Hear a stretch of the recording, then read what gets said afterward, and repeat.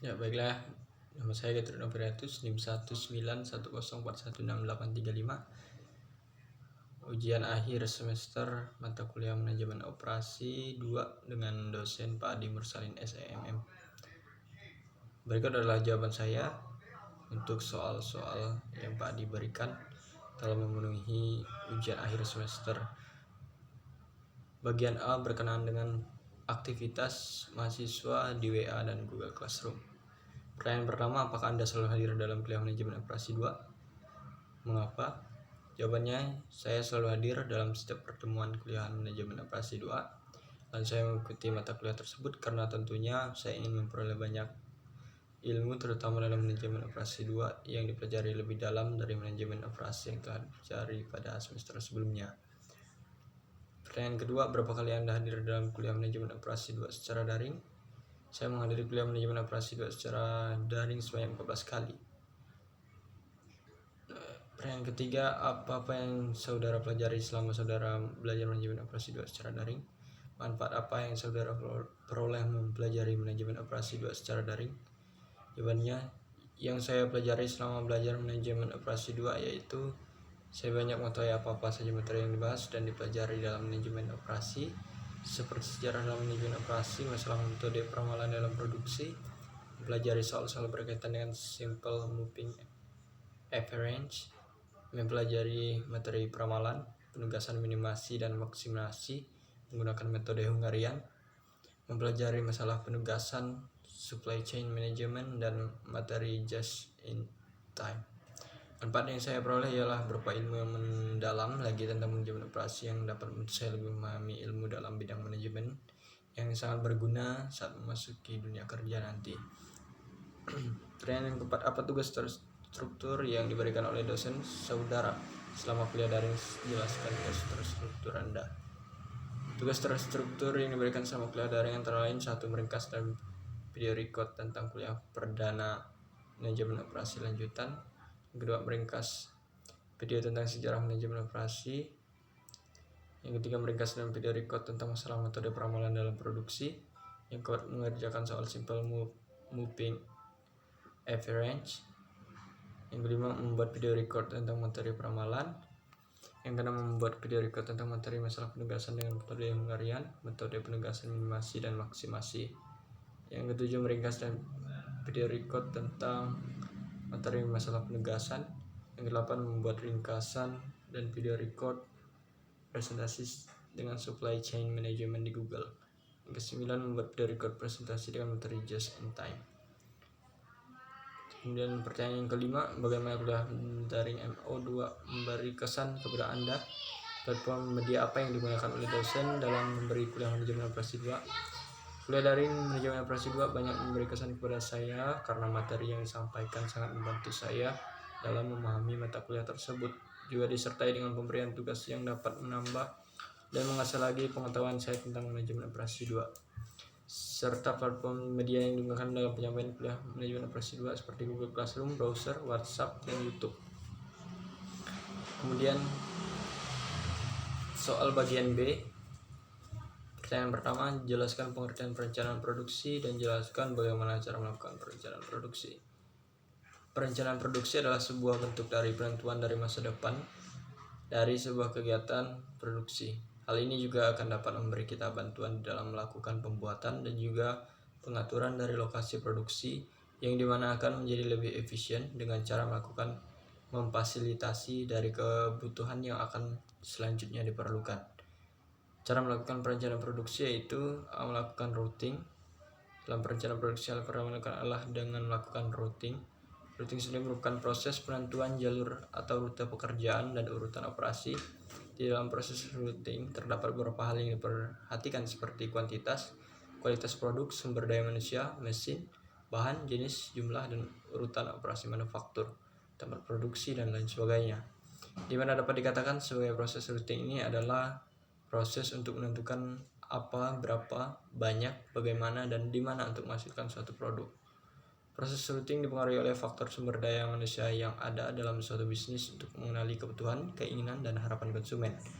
Selain itu, dengan melakukan routing dapat memberikan metode yang sangat sistematis untuk mengubah bahan mentah menjadi barang jadi. Hal ini dapat membuat proses perencanaan produksi menjadi tepat dan efisien karena sumber daya yang ada dapat digunakan secara optimal. Kemudian proses perencanaan produksi yang B yaitu melakukan penjadwalan. Melakukan penjadwalan adalah langkah kedua. Penjadwalan ini berkaitan dengan berbagai hal seperti memperbaiki jumlah pekerjaan yang harus dilakukan, mengatur operasi manufaktur yang berbeda dalam urutan prioritas, fiksasi proses mulai dan selesai, tanggal dan waktu untuk setiap operasi, sehingga dengan melakukan penjadwalan dapat membantu untuk memanfaatkan secara optimal waktu dalam menjalankan bisnis yang akan membuat perencanaan produksi lebih terkontrol. Kemudian langkah yang ketiga yaitu melakukan dispatching. Dispatching adalah langkah ketiga dalam perencanaan produksi yang merupakan suatu tindakan, melakukan atau tahap implementasi. Proses dispatching ini meliputi berbagai hal seperti bahan, alat, perlengkapan, dan hal lain yang diperlukan untuk produksi. Selain itu ada perintah, instruksi, gambar, dan lainnya untuk memulai pekerjaan. Melakukan proses sesuai dengan catatan atau aturan yang ada dan menyelesaikan setiap pekerjaan tepat waktu. Kemudian mengontrol proses perencanaan produk apakah sudah sesuai dengan kebutuhan yang telah direncanakan sebelumnya. Baiklah, sekian untuk pertanyaan nomor 1. Kemudian pertanyaan kedua, apa yang dimaksud dengan just in time dan apa keuntungan just in time diterapkan oleh perusahaan? Just in time atau sering disingkat dengan JIT itu sendiri adalah suatu sistem produksi yang digunakan untuk memenuhi kebutuhan pelanggan tepat pada waktunya sesuai dengan jumlah yang dikehendakinya. Keuntungan just in time bagi perusahaan, yang pertama, proses penerapan just in time dinamis, yang berarti akan berjalan terus-menerus mengatasi setiap masalah yang timbul sehingga akan menghasilkan perbaikan yang berkelanjutan atau dalam kurung continuous improvement. Kemudian keuntungan yang kedua adalah memungkinkan pengurangan lead time secara terus-menerus dan menghilangkan setiap hambatan yang terjadi secara terus-menerus. Maka dengan just in time dapat mengurangi lead time sehingga akan meningkatkan ketanggapan dan keluasan produk. Perusahaan lebih tanggap dan mampu untuk beradaptasi ketika menghadapi perubahan. Kemudian keuntungan yang ketiga adalah memungkinkan evaluasi terhadap pemasok. Sistem just in time memiliki pendekatan yang berbeda tentang pengendalian kualitas bila dibandingkan dengan pendekatan tradisional. Perusahaan akan mampu melakukan monitoring terhadap kualitas kinerja pemasoknya. Pekerja tidak menggunakan waktu untuk menyertai produk baik, namun digunakan untuk mencegah terproduksinya bagian yang tidak baik. Kemudian keuntungan yang keempat, memungkinkan penghematan jumlah tenaga kerja. Standar pekerjaan digunakan kriteria guna mengidentifikasi kelebihan tenaga kerja yang tidak terpakai. Standar pekerjaan merupakan hasil dari permintaan pasar dan jumlah produksi harian. Kemudian soal yang keuntungan yang kelima, mampu menghilangkan aktivitas yang tidak perlu atau no added value. Perusahaan melakukan efisiensi biaya produksi termasuk meminimalkan kerusakan mesin dan juga waktu yang diperlukan untuk perbaikan. Kemudian keuntungan yang keenam, meminimalkan inventory. Menurut persediaan pada sistem produksi dapat dicapai dengan memperpendek waktu persiapan atau memperkecil besaran lot pengiriman dari pemasok. Pemendekan persiapan atau pengiriman dimungkinkan karena adanya perbaikan teknik produksi. Baiklah, sekian untuk pertanyaan nomor 2. Kemudian pertanyaan nomor 3, perusahaan ABC memproduksi suatu produk yang akan mengirimkan hasil produksinya kepada 3 konsumen, di mana perusahaan tersebut memiliki 3 buah pabrik yang bertempat di pabrik A, pabrik B, pabrik C, dengan tujuan kebutuhan konsumen adalah Cilegon, Serang, dan Pandeglang. Berikut ini merupakan masing-masing kapasitas pabrik secara berurutan sebesar 90, 60, dan 50. Sedangkan untuk memenuhi kebutuhan konsumen sebesar 50, 110, dan 40 secara berurutan. Hitunglah dan analisa biaya transportasi terbaik yang bisa kita lakukan menggunakan teknik transportasi NWC dan least cost atau biaya terendah. Dalam menjawab, jelaskan langkah-langkah pengerjaan soal di atas secara terinci, bukan langsung hasilnya. Ya. Adapun ongkos perjalanan dari pabrik menuju lokasi konsumen adalah sebagai berikut. Pabrik A ke Cilegon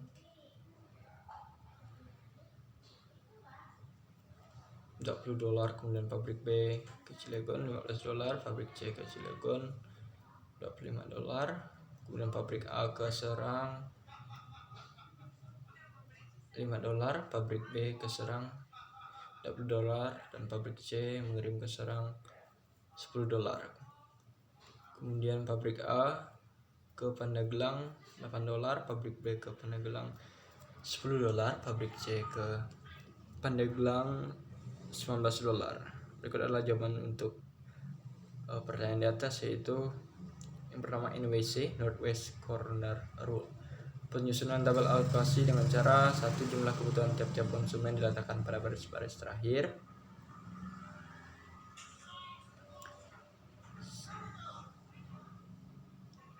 Ya, seperti yang dilihat pada tabel ini, yaitu kebutuhan konsumen berada di tabel paling bawah.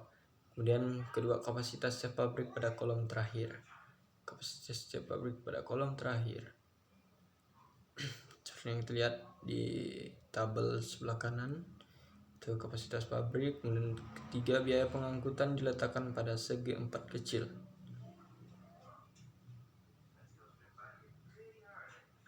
Ya, langkahnya kita mulai dari pojok kiri atas, yaitu pabrik A ke Cilegon. Di sini kita memiliki nilai 90 dan juga 50. Kita pilih nilai yang paling kecil, yaitu 50. Jadi karena kebutuhan konsumen sudah terpenuhi, maka pabrik B ke Cilegon tidak memiliki biaya lagi. Tabelnya seperti ini.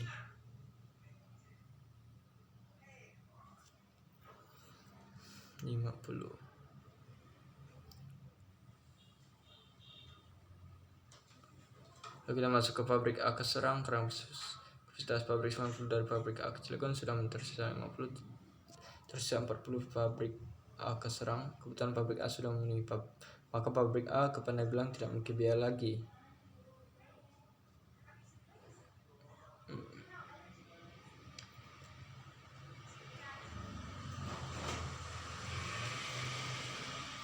Lalu kita masuk ke pabrik B ke Serang. Karena kebutuhan konsumen Serang yaitu 110 dikurangi 40, jadi biayanya sebesar 60, dan pabrik B ke Pandeglang tidak memiliki biaya lagi karena kapasitas pabrik sudah terpenuhi.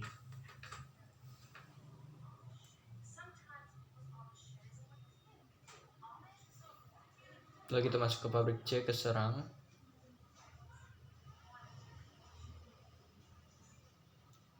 Total biaya pada konsumen di Serang 40 dan 60 sehingga totalnya ada 100, sehingga membutuhkan total biaya 10 lagi. Sedangkan kapasitas pada pabrik C adalah 50. Maka kita mengambil nilai terkecil, yaitu 10 untuk ditempatkan di pabrik C ke Serang. Sudah mengetahui nilai pada pabrik C ke Serang, maka selanjutnya kita masukkan nilai 40 ke kolom pabrik C ke Pandeglang, sehingga kebutuhan konsumen dapat terpenuhi dan kapasitas pabrik terpakai.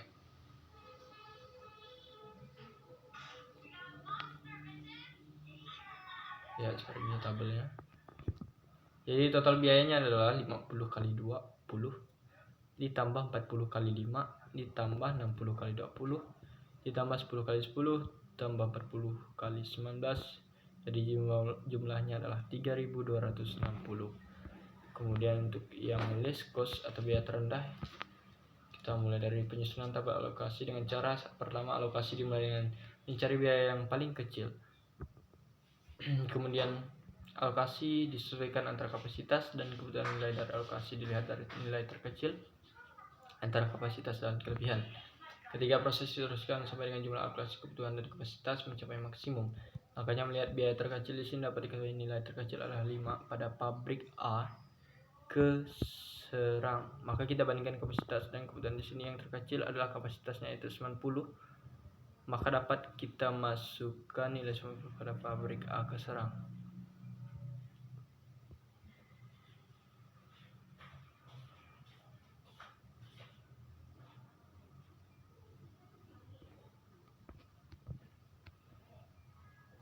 Lalu kita memilih nilai terkecil, yaitu 10. Kita ambil yang pabrik C ke Serang. Kita masukkan 60 karena kebutuhan konsumen Serang sisanya 60 lebih kecil daripada kapasitas pabrik 60, sehingga kebutuhan konsumen Serang sudah terpenuhi.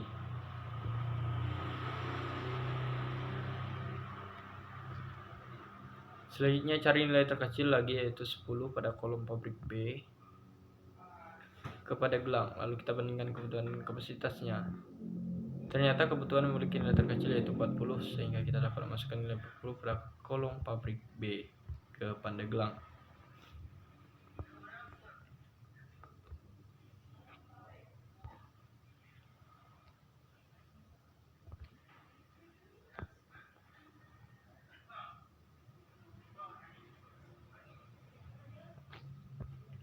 Lalu langkah yang keempat, pada kolom pabrik B ke Cilegon kita masukkan 20 agar kapasitas pabrik B terpenuhi.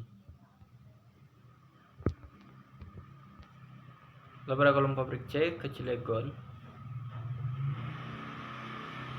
kita masukkan 30 agar kapasitas pabrik dan kebutuhan konsumennya terpenuhi.